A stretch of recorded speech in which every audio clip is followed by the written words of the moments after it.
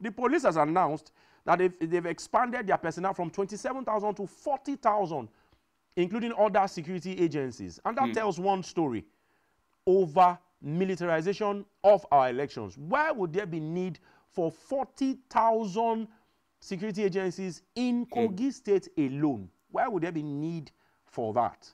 I want you to just make a comment on that.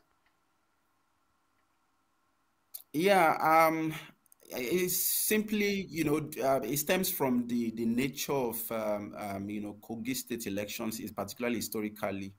I mean, in the last 4 years, we know what happened in Kogi State, and then, of course, in the last general elections, we know how all eyes were on Kogi State, even as just being one state out of 36 states of the federation. We know the politics, we know the gimmicks, the games that were played during the election. We can't miss words with particularly with what happened in Kogi State.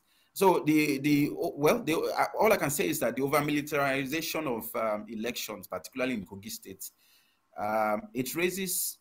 it also on the other hand raises concerns about the role of the military in the democratic process. On one hand, you can say that or establish that it's due to the nature of violence, the exacerbated, the nature, the extravagant nature of violence in that state. On the other hand, we can also, based on or stemming from what happened, years back in Ekiti State, my state where I come from, how the military were, heavily involved. I would say that, we just have to be very careful. It raises a lot of concerns because, while we understand and agree that security is very crucial during elections, there are alternative approaches to ensuring the safety of the, electoral process without excessive military presence. Instead of my suggestions. Instead of relying heavily on the military, I think it's important to have its focus on professionalizing and strengthening the capabilities of the police, who are primarily saddled with the responsibilities of protection of life and properties, during elections of this nature. These agencies can be trained and equipped to handle the election security effectively, as far as I'm concerned.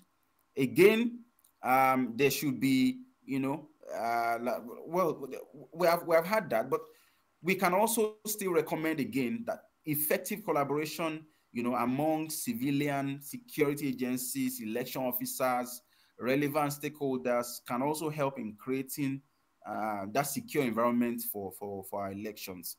So, as far as I'm concerned, in this election in Kogi State, I'm seeing as an individual, my opinion is to establish without mincing words that the over militarization of the Kogi State election is with a view to intimidation, as far as I'm concerned.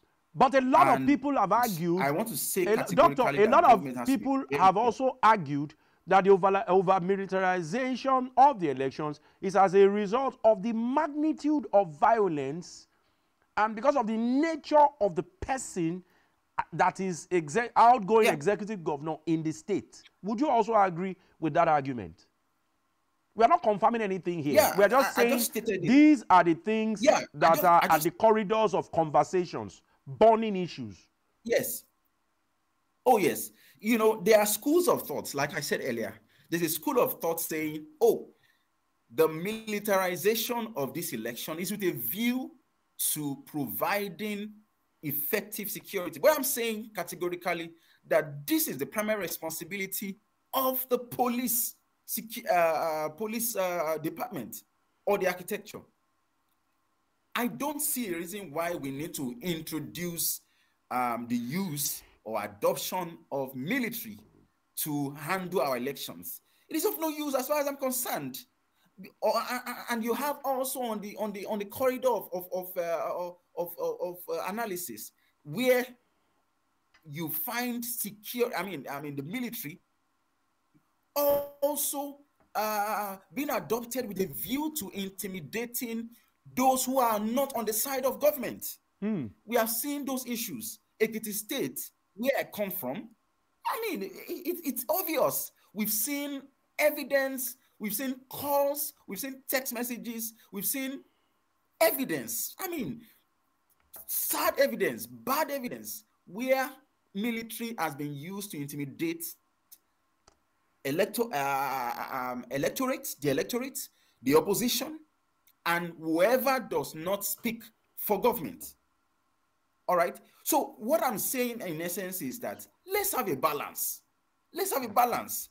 We still need to fall back to the original protectors, the original servants at this election, servants in terms of security for the election. We should provide security with a view to protecting the protectorate, the electorate rather, not intimidating them. All right. Okay. If we add, I foresee, a very bad and sad post-election violence that we may not be able to curtail ourselves.